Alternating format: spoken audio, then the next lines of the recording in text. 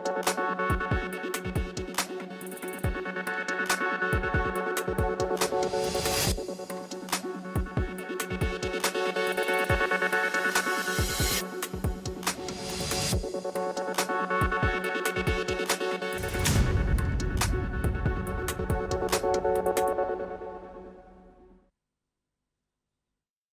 में आप सभी का स्वागत है। मैं हूं प्रभात। बुलेटिन में सबसे पहले नजर हेडलाइंस पर।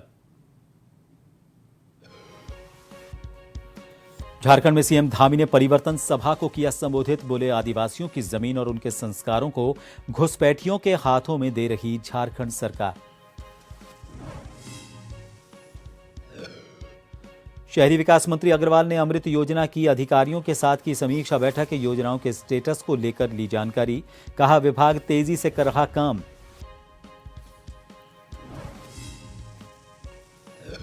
पुलिसकर्मियों के तनाव मामले में हाईकोर्ट ने की सुनवाई। सरकार से 4 सप्ताह में मांगा जवाब।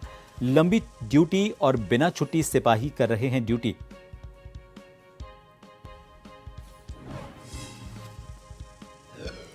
हरिद्वार में ज्वेलरी शोरूम में करोड़ों की लूट का पुलिस ने किया रिक्रिएशन। रिमांड पर 3 आरोपी, मास्टरमाइंड अभी भी फरार।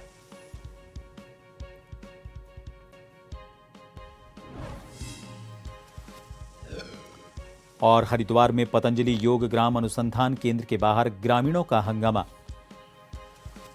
15 दिन पूर्व संस्था के वाहन से हुई थी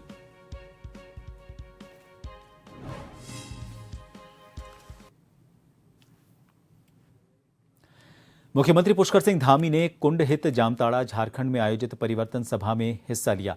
हजारों की संख्या में आए लोगों को संबोधित करते हुए मुख्यमंत्री ने कहा कि वो बाबा बद्री केदार की पावन भूमि उत्तराखंड से आए हैं।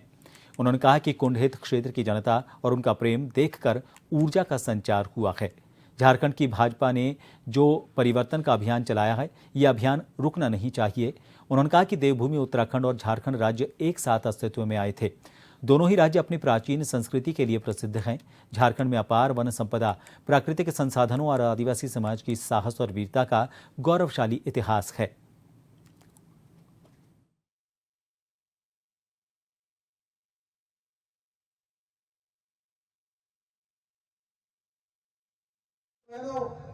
आज मैं देवभूमि उत्तराखंड से आप सबके बीच में आया हूं।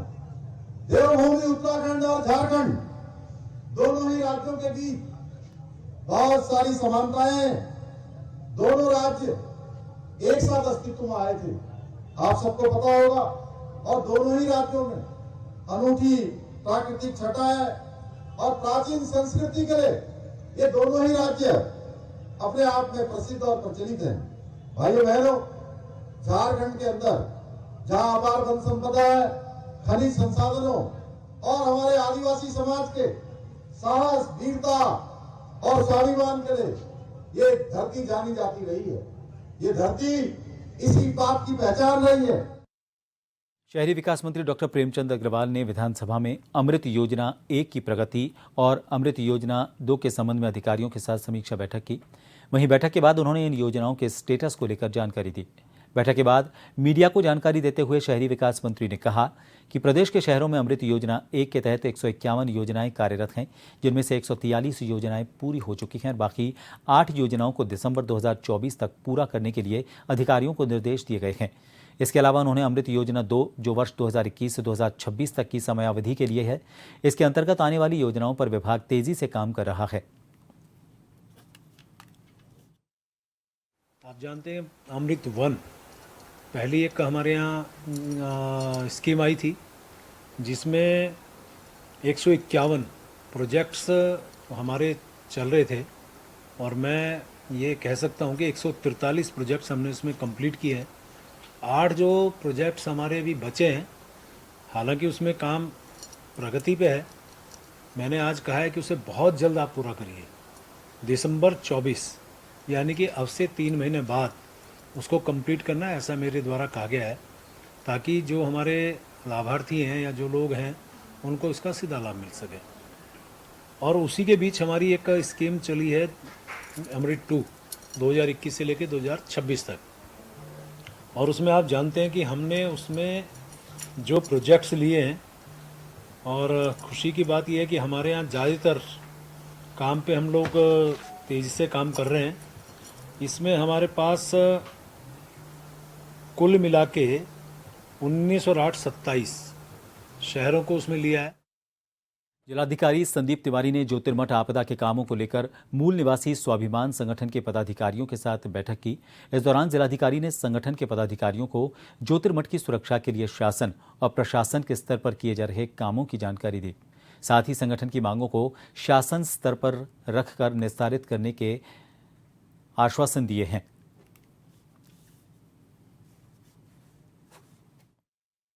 प्रोजेक्ट्स होने हैं ज्योतिर्मठ के बचाव में।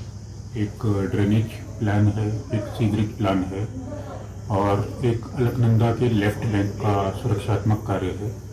पहले दो काम पे जल निगम कार्यदायी संस्था है जो डीपीआर जियो टेक्निकल सर्वे करके बना चुका है और अलकनंदा के लेफ्ट बैंक की सुरक्षात्मक कार्यों का काम सिंचाई विभाग कर रहा है डीपीआर बनाने का।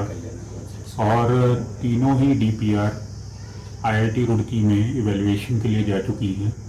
वहाँ की हाई टेक्निकल टीम जब उसको अप्रूव कर देगी या उसमें जो भी चेंजेस सजेस्ट करेगी उसके बाद ही टेंडर इत्यादि की प्रक्रिया की जाएगी। और जितने भी कार्य किए जाएंगे उसमें आगामी 25-30 वर्ष 50 वर्ष के जो जोशीमठ की आबादी बढ़ेगी उसको ध्यान में रखते हुए किए जाएंगे ताकि ज्योतिर्मठ का जो सुरक्षात्मक कार्य हैं स्टेबलाइज करने के हैं वो सफल हो सके। नारसन स्थित गंगोत्री पेपर मिल में लगातार हो रहे पॉल्यूशन को लेकर स्थानीय किसानों ने रुड़की पॉल्यूशन अधिकारी सोमपाल से शिकायत की। इसके बाद गंगोत्री पेपर मिल की जांच की गई और सैंपल भी लिए गए। इस बीच मीडिया को फैक्ट्री के अंदर नहीं जाने दिया गया, जिसको लेकर किसानों में भारी रोष देखने को मिला। किसानों का कहना है कि रोजाना फैक्ट्री से हो रहे पॉल्यूशन को लेकर किसानों को भयंकर बीमारियों का सामना करना पड़ रहा है। वहीं जॉइंट मजिस्ट्रेट आशीष मिश्रा ने कहा कि फैक्ट्री में प्लास्टिक जलाने की शिकायत मिली थी। इस पर फैक्ट्री के सैंपल लिए गए हैं। जल्द ही इसमें सैंपल की रिपोर्ट आने के बाद कार्यवाही की जाएगी। पहले फैक्ट्री है झवेड़ा टू रुकुल नासन मार्ग पर नासन कला के पास में, और ये 2011 में गंगोत्री पेपर मिल लगा था। जब सही लगातार ये पोल्यूशन कर रहा है और अब जब सरकार ने पन्नी फूकने की परमिशन दे रही है, लेकिन अब तक पन्नी फूकने की परमिशन कोई नहीं मिली। इन्होंने पन्नी फूकनी शुरू कर दी। हमारे पास ऐसी वीडियो हो कि क्षेत्र में हमारे गांव में कम से कम 200 मरीज कैंसर के हैं और इस महीने में 2 मौत हुई है। दोनों की मौत कैंसर से हुई है और कम से कम 50 ऐसे मरीज होंगे जिनकी दवा चल रही। प्लास्टिक तो इन्होंने पता था कई दिन से जब प्रदूषण विभाग वाले आ रहे हैं, आते 10 दिन हो लिए तो मिलनी नहीं थी, थोड़ी बहुत मिली। हमने अब से 15 दिन पहले 20 दिन पहले प्रदूषण विभाग की टीम बुलाई थी और उन्होंने ये लिख कर दिया था कि हाँ पन्नी मिली और उन्होंने लिखी थी 5 मील पर कि 5 टोले हमने यहाँ भी पकड़े पन्नी की और इन पर कार्रवाई होनी चाहिए। वो लेटर हमारे पास है, लेकिन 1 महीना हो गया उस पर अब तक कोई लेटर पर कार्रवाई नहीं हुई। और जी वो बहुत टाइम से यहाँ पर पोल्यूशन चल रहा है इसका, और कई बार मतलब मुख्यमंत्री ने भी कई बार वो दी है एप्लीकेशन इसकी, और जी क्या नाम डीएम से भी इसकी वो बनी थी, टीम गठित हुई थी और उसमें भी कोई कार्रवाई अब तक नहीं दिख रही। और जो पोल्यूशन विभाग के अधिकारी आए इन्होंने हमारे 2 आदमी जबरदस्ती अंदर गए और इस पर कोई मतलब अब तक हमें ऐसा लग रहा है। कुछ पेपर मिल्स में शिकायतें आई थी कि उनके द्वारा पॉलीथीन का प्रयोग किया जा रहा है। तो मुझे जो सूचना मिली थी उसके आधार पर मैंने संबंधित पॉल्यूशन विभाग के जो अधिकारी हैं उनको मैंने निर्देशित किया था और देहरादून से एक टीम आई थी, उन्होंने सैम्पलिंग किया था। तो कुछ मिलों में जो है थोड़े बहुत जो है पॉलीथीन पाए गए थे और सैम्पलिंग लेके जो है अभी जांच के लिए लैब रिपोर्ट अभी अपेक्षित है। लैब रिपोर्ट जैसे ही प्राप्त होती है तो उनके विरुद्ध जो भी कार्रवाई है वो की जाएगी। रामनगर में आसपास के ग्रामीण क्षेत्रों में झोला छाप डॉक्टरों के खिलाफ रामनगर और पीरूमदारा क्षेत्र में कार्रवाई की गई। स्वास्थ्य विभाग की कार्रवाई के चलते कई झोला छाप डॉक्टर अपने क्लिनिक बंद कर फरार हो गए। डिप्टी सीएमओ ने बताया कि रामनगर में लखनपुर इलाके में डॉक्टर रावत डेंटल क्लिनिक और कुमाऊं डेंटल क्लिनिक के यहां कार्रवाई की गई। इस दौरान मौके पर कोई भी वैध डिग्री नहीं मिली। इसके कारण इन तीनों क्लिनिक को बंद करने के निर्देश दिए गए। पीरूमदारा में बंगाली क्लिनिक पर भी कार्रवाई की गई। इस क्लिनिक संचालक पर आयुर्वेदिक डिग्री का लाइसेंस था, लेकिन मौके पर एलोपैथिक पद्धति से चिकित्सा सुविधा दी जा रही थी।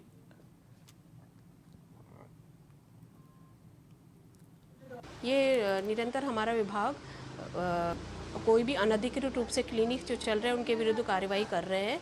इसी क्रम में हम लोगों ने आज रामनगर और पीरूमदारा क्षेत्र में हम लोग आए हैं। रामनगर में लखनपुर चौकी के पास में डॉक्टर रावत क्लिनिक है, वो हम लोगों ने चालान की कार्रवाई करी है और बंद कराया है। उसके अलावा 2 डेंटल क्लिनिक है जिन पर चालान की कार्रवाई होकर बंद कराया गया उसी क्षेत्र में। उसके पश्चात हम यहाँ पे पीरूमदारा में आए हैं, जहाँ यहाँ पर हरिशंकर सरकार बंगाली क्लिनिक है। यहाँ पे सूचना मिल रही थी कि अनधिकृत रूप से एलोपैथिक प्रैक्टिस और इलाज किया जा रहा है और पूर्ववत में भी इसकी ऐसी सूचनाएं मिली हैं। तो उसी क्रम में हम लोग यहाँ पर आए हैं बंगाली क्लिनिक में और यहाँ पे इनकी सभी मेडिसिन्स और सभी कागजात देखे जा रहे हैं और इसके विरुद्ध भी चालान की कार्रवाई करके इनको बंद करने के लिए कहा गया है। हरिद्वार के औरंगाबाद स्थित पतंजलि योग ग्राम अनुसंधान केंद्र के बाहर भारी संख्या में ग्रामीणों ने जोरदार प्रदर्शन किया।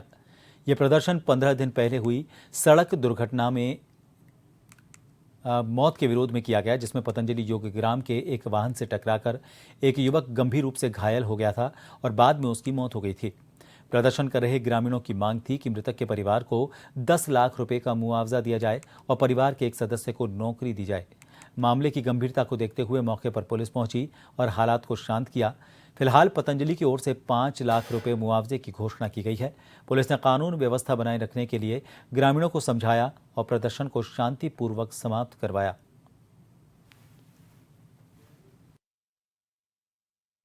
ये मामला है बुआ जी का लड़का लगता है हमें। तो ये योग ग्राम की जो बस है ना, इसमें बाइक से इसके साथ हादसा हो गया, एक्सीडेंट हो गया औरंगाबाद। अब वो तो ड्राइवर था, वो तो मौके से फरार हो गया, उसमें सवारी भी थी उस टाइम पर, ठीक है। अब उसकी हालत बहुत सीरियस थी उस टाइम। अब हम जानन फानन में उसको लेगा अस्पताल में एडमिट कराया इन्हीं की योग ग्राम की एम्बुलेंस ने। उस टाइम पर ये बोला था कि यहाँ पर पूरा खर्चा उठाएंगे, पूरा वो ट्रीटमेंट देंगे, पर उसे कोई इलाज का पैसा नहीं दिया। हमने बात करी योग ग्राम के जेएम अमित से, उन्होंने भी हमें कोई हेल्प नहीं करी। फिर बीच में हमने रिपोर्ट के लिए बोला तो रिपोर्ट में हमारी दर्ज नहीं हुई, कोई भी पुलिस में कोई सुनवाई नहीं हुई। फिर बीच में हमें बोला गया कि 50,000 रुपए लो और अपना रफा दफा करो केस। हमारा पेशेंट इतने दिन पड़ा रहा, उन्होंने कोई भी हेल्प नहीं करी और आज लगभग 15 दिन हो गए। 8 तारीख की घटना है, 8/9/2024 की। अब लगभग 15 दिन हो गए और अभी सीरियस कंडीशन में कल उसकी डेथ हो गई। अभी हम बॉडी को यहाँ लाए हुए हैं। इसमें औरंगाबाद क्षेत्र के एक युवक अमित की 15 तारीख को सड़क दुर्घटना में घायल हुआ था, जिसको हॉस्पिटलाइज कराया गया था, जिसकी आज प्रातः सुबह में डेथ हो गई। इसके परिजनों द्वारा आरोपित किया गया है कि ये जो बस जिससे इसकी दुर्घटना हुई थी वो पतंजलि योगपीठ से संबंधित थी। इस पर ये इसके शव को लेकर वहाँ योगग्राम की तरफ गए थे। वहाँ पे मौके पे पुलिस पहुंची, उनको समझाया बुझाया, वहाँ से उसको हटा दिया गया है। वर्तमान में कोई कानून व्यवस्था नहीं है, शांति है। इनकी ओर से जो भी अभी तक कोई तहरीर प्राप्त नहीं हुई है, यदि कोई तहरीर प्राप्त होती है तो समझ में आ रहा है।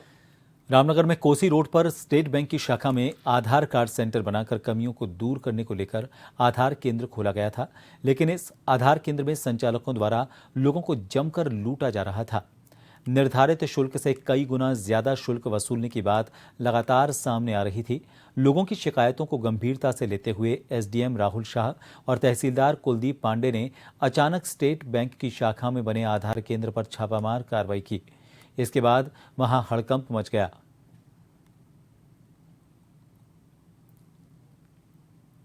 आज रामनगर तक जितने भी हमारे आधार केंद्र हैं, तहसील में, जीआईसी में, अन्य स्थानों में सभी जगह औचक निरीक्षण किया गया है। इस बाई में स्थित जो आधार केंद्र है वहाँ पे ये शिकायत प्राप्त हो रही थी कि इनके द्वारा निर्धारित शुल्क से अधिक शुल्क लिया जा रहा है, जिसकी कई शिकायतकर्ताओं ने पुष्टि भी की है। ये भी पाया गया कि वहाँ पे एक प्राइवेट व्यक्ति द्वारा भी काम किया जा रहा है। तत्काल उसको हटाने के निर्देश दिए गए, उसको वहाँ से हटाया गया है। इसके अलावा संबंधित आधार कार्ड के आईडी ऑपरेटर का भी नोटिस जारी किया जा रहा है। सर, जिन लोगों से रिकवरी ले लिया है पैसे, जिस हिसाब से पुष्टि के हिसाब से उनको पैसा वापस करवाया जाएगा। ऐसा था कि मेरे और पापा मम्मी के आधार कार्ड में थोड़ा नेम में मिस्टेक थी, तो वो सही कराना था। तो कई बार इसने 450 रुपये, एक स्पेलिंग में एक अल्फ़ाबेट की गलती थी तो 450 रुपये लगेंगे। बंसल में एक गलती हो गई तो अगले दिन फिर ये लोग गए तो इसने कहा फिर 450 रुपये लगेंगे। मुझे अपने बेटी का कराना था तो इसने मुझसे 450 रुपये मांगे। इस तरीके से ये 2-2.5 हज़ार रुपये हमसे ले चुका था। काम कुछ भी नहीं हुआ। मम्मी इससे 2-3 बार पूछने गई तो उसने मम्मी से बड़ी गंदी तरीके से कहा कि आप रोज़ मत आया करो और हमारे ये कोई ड्यूटी नहीं है, आपके मोबाइल में मैसेज आएगा, आप हमें आगे परेशान मत करा करो। तो मम्मी बेचारी बड़ी रोती हुई अंदर से आई कि ये मुझसे इस तरीके से बोल रहा है। मैं जाने वाला था अंदर, लेकिन मम्मी ने क्या कि रोक दिया कि बेटा अभी हमारा काम अटका पड़ा है तो तू ऐसे मत जा। लेकिन वो काम तब भी नहीं हुआ, काम फिर हमें किसी दूसरे के द्वारा कराना पड़ा। और इसने एक बार भी ये नहीं पूछा कि भैया आपका काम हुआ नहीं हुआ, और जबकि हमारे दुकान के सामने ही है ये स्टेट बैंक, लेकिन इसने कोई तवज्जो नहीं दी। एक बार फिर आप सभी का स्वागत है। पंडित दीनदयाल उपाध्याय की जयंती पर राज्य सरकार ने अंत्योदय राशन कार्ड धारकों के लाभार्थियों को बड़ा तोहफा दिया है। सरकार ने अंत्योदय राशन कार्ड धारकों को दिए जाने वाले मुख्यमंत्री निःशुल्क 3 गैस सिलेंडर योजना को साल 2027 तक बढ़ा दिया है। आपको बता दें, ये योजना इस वर्ष मार्च के महीने में समाप्त हो गई थी और वित्त मंत्री डॉक्टर प्रेमचंद अग्रवाल ने बताया कि मुख्यमंत्री घोषणा के तहत अंत्योदय परिवारों के पुनरुत्थान के लिए मुख्यमंत्री निःशुल्क 3 गैस सिलेंडर देने संबंधी योजना को 2022-23 में लागू किया गया था। डॉक्टर अग्रवाल ने बताया कि सरकार ने इस योजना को वर्ष 2027 तक बढ़ाने का निर्णय लिया है। डॉक्टर प्रेमचंद अग्रवाल ने कहा कि प्रधानमंत्री नरेंद्र मोदी की सरकार देश के अंतिम व्यक्ति के विकास को लेकर काम कर रही है। वहीं राज्य की धामी सरकार भी अंत्योदय परिवारों के कल्याण के लिए लगातार प्रयासरत है। दीनदयाल उपाध्याय जी की जयंती है और दीनदयाल उपाध्याय जी अंत्योदय योजना के जनक माने जाते हैं। उन्होंने तब सोचा था कि अंतिम छोर में बैठे व्यक्ति को कैसे हम मुख्य धारा में ला सकते हैं, कैसे उनको हम राहत दे सकते हैं। और आज उनकी जयंती पे हम लोग ये सरकार एक जो हमने 2023 में 2022 में हमने घोषणा की थी, अंत्योदय परिवारों को हम जो है 3 रिफिल फ्री में देंगे। आज उसकी मियाद बढ़ा के 2027 तक हम लोग कर रहे हैं और निश्चित रूप से इसमें भी हमारे उन गरीब लोगों को एक बहुत बड़ी राहत मिलेगी। और ये भी मैंने जैसे कहा कि माननीय मुख्यमंत्री जी का विज़न है, सोच है, गरीब लोगों को क्या हम अच्छा उनके लिए कर सकते हैं, उसके लिए एक बढ़ता हुआ कदम और है। उधम सिंह नगर जिले में फिर पुलिस का बदमाशों के साथ एनकाउंटर हुआ है।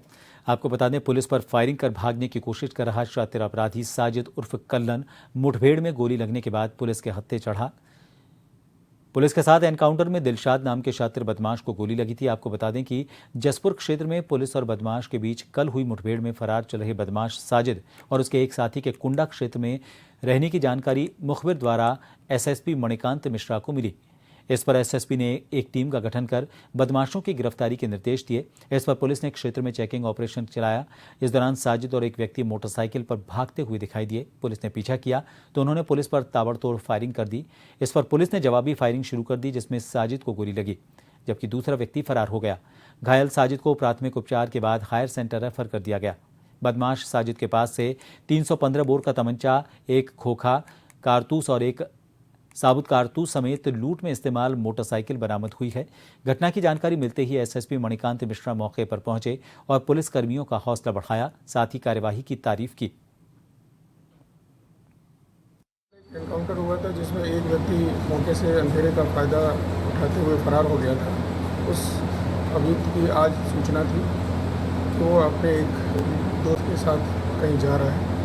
सूचना के आधार पर पुलिस ने पहले से ही फील्डिंग लगा रखी थी। रात की चेकिंग के दौरान इसको ये अपने दोस्त के साथ मोटरसाइकिल से जा रहा था। इसे रोकने का प्रयास किया, यह नहीं रुका और इसने पुलिस पर फायरिंग कर दी। पुलिस की जवाबी फायरिंग में इसे गोली लगी और यह घायल हुआ। अभी इसको अस्पताल ले आया गया। पूछताछ के दौरान इसने जो अभी चीज़ बताई उससे ये पता चला कि इस पर हत्या के प्रयास, लूट, डकैती, चोरी, किडनैपिंग, ये गंभीर अपराधों के कई मुकदमे उत्तर प्रदेश में हैं और जिन जिन थानाओं में ये अपराध पंजीकृत हैं उनसे पूछताछ कर स्पष्ट किया जाए। हरिद्वार के क्षेत्र कलियर में रतमऊ नदी का अचानक जलस्तर बढ़ने से नदी में स्नान कर रहे ज़ायरीन को कलियर पुलिस ने समय रहते हटा दिया।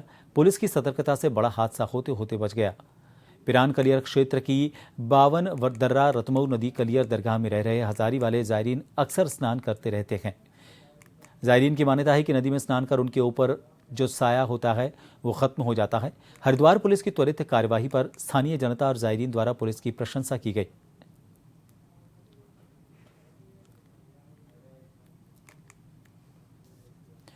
हरिद्वार के ज्वालापुर कोतवाली क्षेत्र में हुई करोड़ों की डकैती के मामले में पुलिस ने घटना का रिक्रिएशन करने के लिए ज्वेलर शोरूम में 3 आरोपियों को लेकर रिक्रिएशन किया। घटना के 3 आरोपियों को पुलिस रिमांड पर लेकर घटना की पुनरावृत्ति की गई।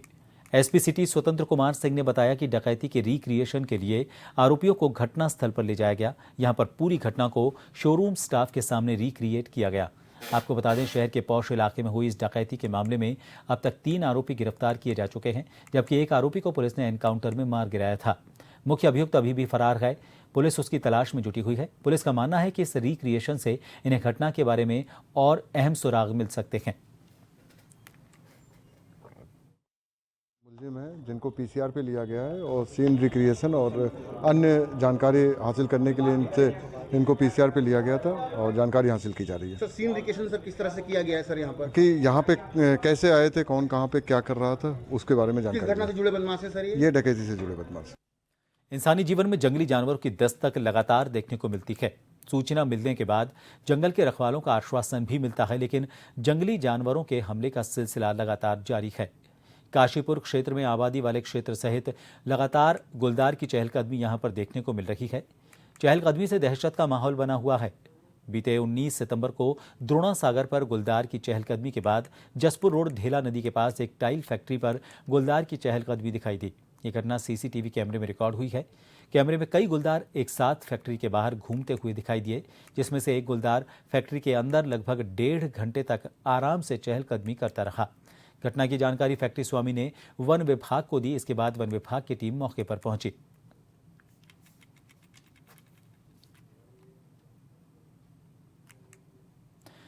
फिर एक बार बद्रीनाथ राष्ट्रीय राजमार्ग छिनका के पास पहाड़ों से मलबा आने के चलते अवरुद्ध हो गया। पहाड़ों में हो रही मूसलाधार बारिश से जनजीवन फिर एक बार अस्त व्यस्त हो गया है। पहाड़ से लेकर मैदानी इलाकों में भारी मूसलाधार बारिश हो रही है। बद्रीनाथ राष्ट्रीय राजमार्ग छिनका में मार्ग बाधित होने से तीर्थयात्री से लेकर स्थानीय लोग परेशान हो रहे हैं। संबंधित विभाग की मशीनें घटनास्थल पर पहुंचकर रास्ता खोलने का काम कर रही हैं।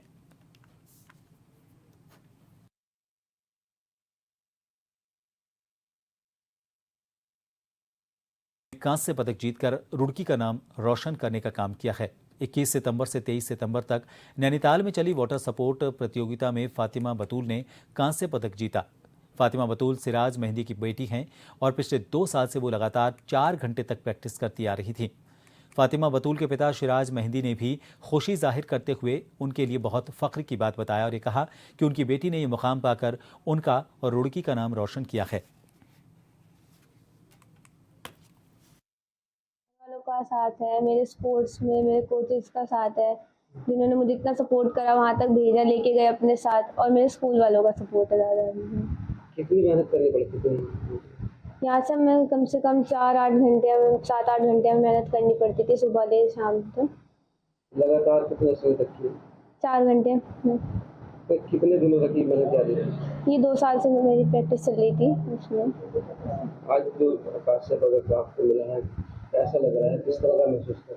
मैं बहुत अच्छा महसूस कर रही हूँ कि मुझे यहाँ मिला, मुझे मेरी मेहनत कामयाब हुई, मैंने कुछ करा अपने राज्य के लिए। भाई मेरे लिए बड़े फ़ख्र का मकाम है ये कि एक मेरी बेटी जो है वो आज कांस्य पदक लेके आई है, और जाहिर सी बात है एक बाप के लिए बहुत फ़ख्र का और सीना चौड़ा करने वाला मकाम है। देखिए, बच्ची ग्राउंड पे जो मेहनत करती है वो उसमें तकरीबन 7 घंटे मान के चलिए आप, 3 घंटे सुबह और 4 घंटे शाम प्रैक्टिस करती है, और उसके बाद भी जो है इसका ख्याल रखा जाता है घर के अंदर डाइट वगैरह का, तब जाके एक बच्ची मेडल लेके आती है। सरकार से मैं यही कहना चाहूँगा कि ऐसे बच्चे आपके उत्तराखंड के अंदर बेपनाह बच्चे हैं कि जो मेहनत कर रहे हैं, लेकिन सही गाइडेंस की वजह से और सही डाइट की वजह से वो बहुत पीछे हैं और पिछड़े हुए हैं। तो इस तरफ तवज्जो होनी चाहिए सरकारों की कि उनका ख्याल करें और उनके डाइट का और उनके सही प्लेग्राउंड्स वगैरह का ख्याल रखते हुए कि इलाकों के अंदर जो है ग्राउंड डेवलप करें। यही सरकार से मेरी गुजारिश रहेगी। मौसम विभाग ने एक बार फिर भारी बारिश की चेतावनी जारी की है। अल्मोड़ा, इसके अलावा बागेश्वर, चमोली, देहरादून, हरिद्वार और इसके साथ ही पौड़ी, गढ़वाल और पिथौरागढ़, रुद्रप्रयाग, टिहरी गढ़वाल, उत्तरकाशी जिलों में भारी बारिश की आशंका जताई गई है। इसके साथ ही आकाशीय बिजली चमकने और वर्षा के तेज दौर की संभावना जताई गई है। मौसम विभाग ने हिदायत और सतर्कता दी है, बरतने की नसीहत दी है।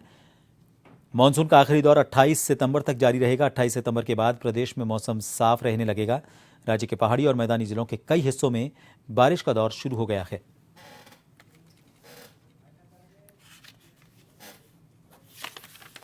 और इन सभी खबरों के साथ फिलहाल के लिए इस बुलेटिन में इतना ही। नमस्कार।